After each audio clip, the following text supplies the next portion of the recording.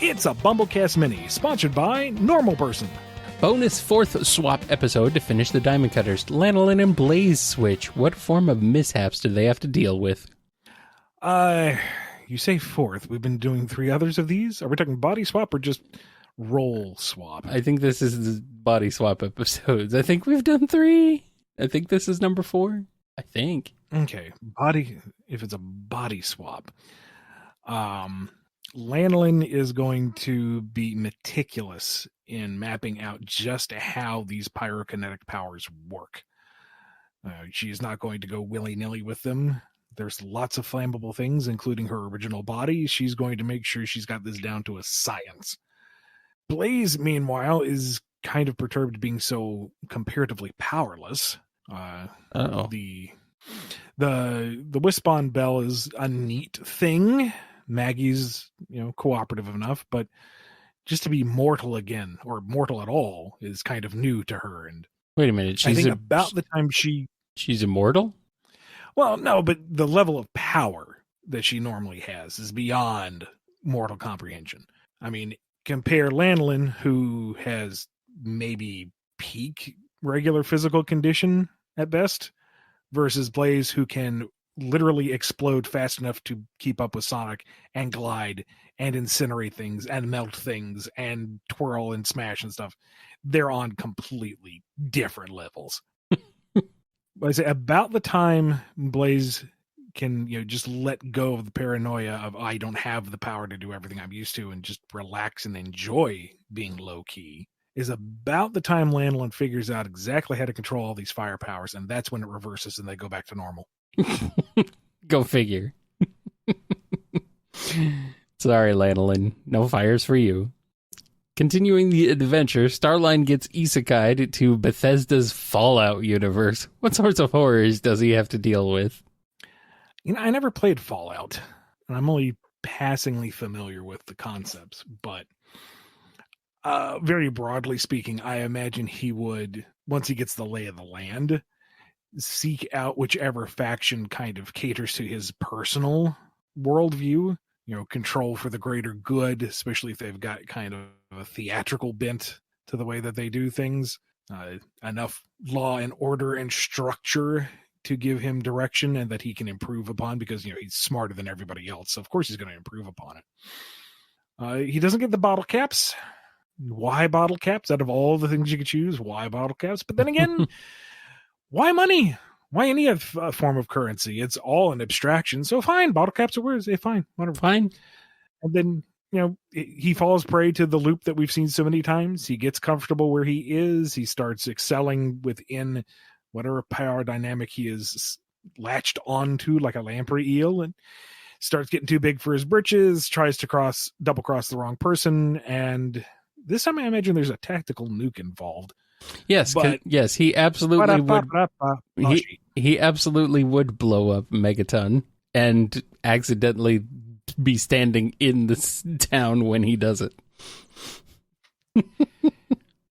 Of course I know how to defuse it. He wouldn't cross the wires just to fool me. What kind of idiot does he think I... Yep, pretty much. Pretty much. Tickle and Whisper wake up only to find themselves as marketable plushies for the day. How well would they react in the scenario, along with seeing Starline plushes being sent on another adventure? We want to go full esoteric terror, and they're just plushies with awareness. They have no ability, just perception. Oh, no. Does that mean they're dead? No, it's just, there are no ligaments. There's no muscle structure. They're just stuffed with fluff. They can't move. They're just magically aware. Terrifying. And I think Tangle would take to it pretty quickly, especially if they're in a nice home. She gets cuddles. Small children throwing her through the air. This is great. She's having a grand old time. Whisper would be hyperventilating if she had lungs. That complete loss of control is not going to sit well with her. No. Once she returned to normal, she is going to spend every waking moment figuring how to make sure that will never happen again. And, they would be concerned to see a Starline about, but he is in the same boat they are. He can't really do anything. So, live and let live, and possibly snicker to themselves when the dog finds the Starline plush. Yummy. How much of a threat Whisper would be if she got her own ballistic chow? Now that is a terrifying duo. Just muttering to herself, cheese, get 'em. Even more so if we don't know how Chow and Wisps interact, but if you can imagine a Wisp-empowered Chow making strategic tactical strikes while Whisper's in position elsewhere to snipe or take advantage of the situation, she's already fairly unstoppable. This would make her literally unstoppable. Good for her. Finally. Dang it, now I want her to have, like, Grim Commando Chow at her side. That'd be great. I want her to have Cheat Commando Chow at her side. Gonna have her. Get him. Name it reinforcements. BT-7472 is more intelligent than the standard Titan, is able to use a variety of weapons, and is even able to work independently without the pilot. Adding to this, he is a big goober for taking phrases at face value. Would be the best pilot for BT besides Whisper. Tails. I thought we were talking about Titans from Frontiers. I completely forgot. No. BT-7472 is from Titanfall. Yes. Yeah. Yes. Tails. Tails is already an accomplished pilot of various forms of mecha, and he would delight in a scenario where he's kind of the insightful straight man to the duo. He can be somewhat mentoring to the gooberness of BT, but he's not going to be dismissive or critical. He's going to take any opportunity to educate. And it's like, no, this is what I meant. Let me show you the ways, BT. Let me mold you and mentor you as I have been molded and mentored. Also, missiles! Good old missiles. Wind 3 knots. Heading 274. Range 95 meters. Projectile mass 45 kilograms. Who among the Sonic cast would trust the math of BT to throw them toward the other side of the gap? Along with who would be the most scared to even hop onto his hand? For even more fun, let's just have the flying types like Tails and Jewel to also be involved just for giggles. We're just assuming that everyone in this scenario has met BT and knows BT and is in a working relationship with BT, friendly enough. Sure. Sonic absolutely goes for it. Tails might do a quick mental check on the math, but he'll trust. Amy would be nervous, but she puts her faith in people and robots. Sure, she'll do. Knuckles, he's like, I'll throw you. Tangle, absolutely. She's been begging to be thrown by this point. She's like, finally. Whisper, nah, she's gonna go on her own. Nothing against BT, but she trusts her own tech and her own crew. Thanks very much. You just cover from there. Jewel would really rather prefer you not, but this is the only way that. Anyone else? Let's keep it to 7. Otherwise, we're going to be here for forever. Let's make it easy. All right. You know where this is going, and I do too. How well of a pilot Tangle would be for BT? I've not played Titanfall, so I don't know how user-friendly the interface is. Like, if it's kind of a idiot-proof GUI system, or if you need to actually know how to pilot. Like, you need proper training. I don't know where it falls on the Gundam scale. Are we talking OG, or are we talking like G Gundam? I mean, it's all Neuralink. Yeah, it's like, do you think it'd happen? I think it seems like it. Yeah. Okay. So we're going G Gundam. Okay. Even then, I don't know how well Tangle's going to sync, because she's so gymnastic and nimble in mind, and I again don't know the full scope of what the mechas can do, but I don't think they have the gymnastic prowess of our tiny lemur. So I don't know if Tangle can adjust her own thinking to rein it back and work within the confines of what BT can do. And I don't think BT can quite do what Tangle is thinking. Ultimately, there's a lot of stumbling through buildings. A lot of rockets accidentally fired off. Oops. Oops. Why aren't we shooting that one? We're out of ammo. There's a limit to that? Oh, man. Please get out. Oh, man.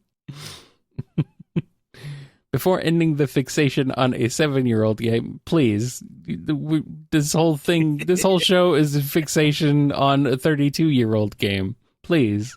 It never ends. What if Nicole gets to be the AI for a Vanguard-class Titan and Sally being the pilot? I figured it'd run pretty well. They're already fairly in sync, and Nicole's very pragmatic, and Sally's very goal-oriented with a tactical mind. You basically better run. Like a good match to me. You better run, and even then, I don't know if you would make it. Like, if she's after you, like, yeah, you're done. You're done, son. You're yeah. Yeah, she's like, they would be like the unstoppable force together. Just give up. Might as well. Sonic and friends are forced to participate in a total drama reality show. What drama would occur over this very safe and not at all life-taking reality show? This is a Sonic Boom episode right there. This is, yes. Yeah, it's literally. I'm really surprised they didn't do like a reality show scenario. I mean, I guess they could have done season 3. I mean, yeah. Total drama village. Sonic's sitting there going, so wait, you want us all to go to a tropical island and hang out while filming this? Why don't we just shoot this here? Tropical island. It's hanging out. It's Sonic Boom. Yeah, it's Sonic Boom. And I feel like you have to go the Sonic Boom route because you're going to get better interactions. Yeah. That way. Like, there you could have some fun friction and, you know, moments between the modern cast, but if you want actual, like, comedy, you want big things to happen, it's got to be the BumbleKast. Oh, absolutely. Gotta go with the BumbleKast. Absolutely. 100%. I like it. Engineer to engineer, Tails and Engineer from Team Fortress 2 both decide to hang out. How well would they get along? So long as there's no, like, outside antagonism, great. Murder. I imagine they'd compare a lot of notes, and, you know, Tails thinks a couple of things that the NG says are a little sus, but he seems like just such an affable guy. He's not going to put, you know, too much thought into it. They're just geeking out about machinery and firearms and whatnot. Mm-hmm, mm-hmm. Now, if something does happen that prompts the NG to go to work, Tails is going to be absolutely terrified because he's a mad scientist when you get down to it. He's a bad man who does bad things to bad people. And I think that's just a little too much for Tails. Well, I mean, at least they're bad people, right? Well, presumably. Yeah. I don't think any of the mercs are really good people when you get down to it. No. Maybe Heavy. He is a family man, but he also delights in, you know, torture, so... Yeah, well, you know. Who doesn't every few days? You worry me, Kyle. Who doesn't every once in a while, you know? What if Tango got bitten by a radioactive spider? Spider Tangle. Put that together and you get Spangle. Off the wall, off a bus. You can't stop her. Nope. Look out. Here comes Spangle.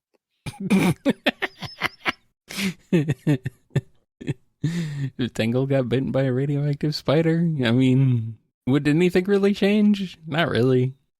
Just her range. Maybe. Basically, you got the stretchy tail coming out of her wrists, so, you know, 3-axis web slinging. That's terrifying. Green Meanie Surge and Wet Dog Kit decide to hijack the podcast. How would this event turn out? Hilarious. I have to hire voice actors because I can't do either of those. No. Oh, you mean within universe? Okay. It'd basically be a half hour to an hour of Surge making fun of you and Kit forcing a laugh, unless he actually got the joke and thought it was funny, and then he would laugh for real. But he would laugh at all of her mean jokes, regardless. Yeah. Sounds about right. Sounds like the podcast. Like maybe he would explain some of the context for questions that she doesn't care about, and then that would just evolve into her making fun of you more. So an even more mean-spirited, strong, bad email, I guess. Maybe. I'm into it. Where's their Patreon? That's what I'm being asked. I'll listen to every episode. Where's their Patreon? Give them $100 a month. Not to be a guest on the show, just to give them $100 a month. Otherwise, Serge just sits there and just roasts you for 60 minutes. And the last question. Uh-oh, both of you are stuck in Sonic's world before the metal virus really gets out of hand. What kind of game plan would you two have to survive long enough for Sonic to cure everyone? Well, if I have the context that Sonic's going to cure everyone, I'm just going to hug the nearest infected and go ahead and get it over with. I'm glad we had the same idea. Yeah.